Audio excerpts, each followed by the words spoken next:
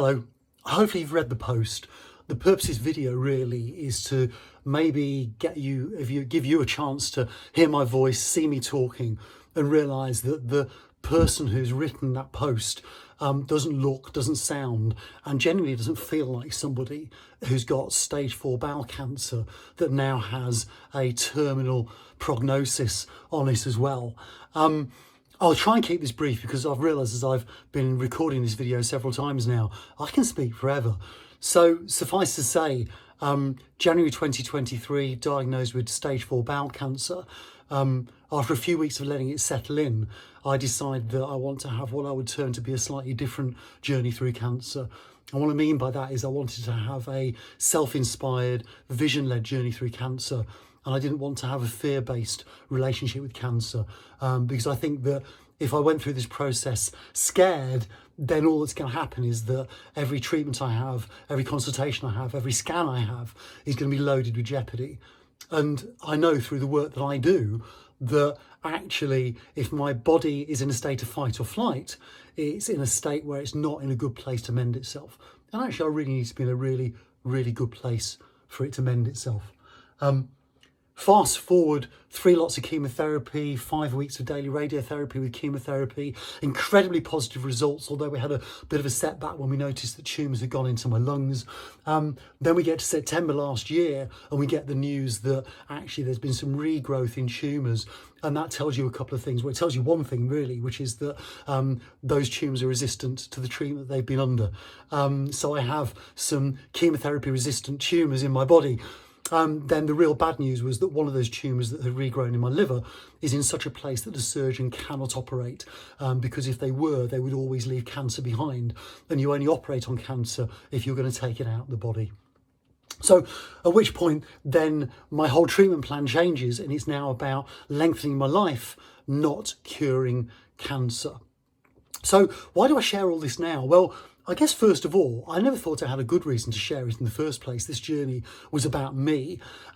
But second of all, I feel like I really do have now a very, very good reason to share this. And there's a couple of reasons. One is that I'd like to think through the posts that I'm going to share with you over the coming weeks, that maybe I will inspire other people who go into cancer journeys to address their cancer journey in the same way that I did. Because I have, no matter what news I've had an incredibly joyful and enjoyable journey through cancer. That's not to say I've never had my down times, that would be impossible.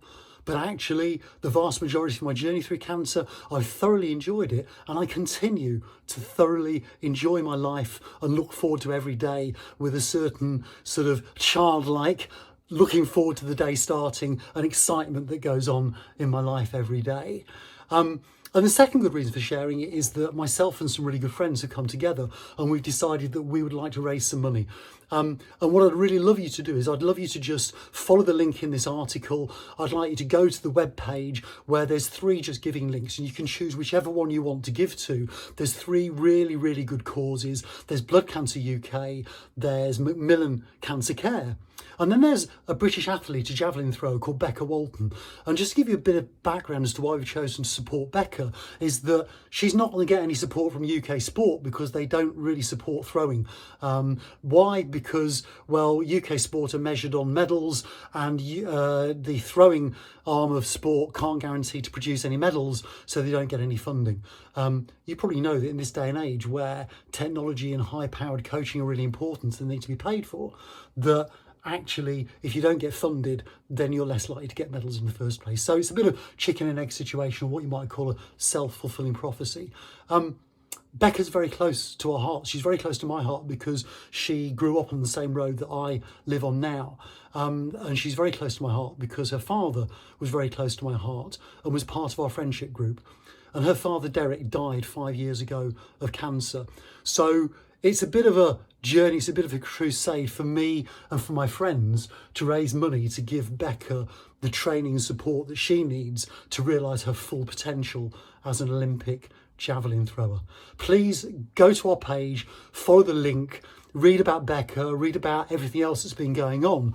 and please support us. And I'll be sharing more of these videos, and I'll be sharing more of these links and articles over the next few weeks as we build up to a 42-mile challenge walk, which we're going to do in under 24 hours. How's that for someone who's got stage 4 terminal cancer?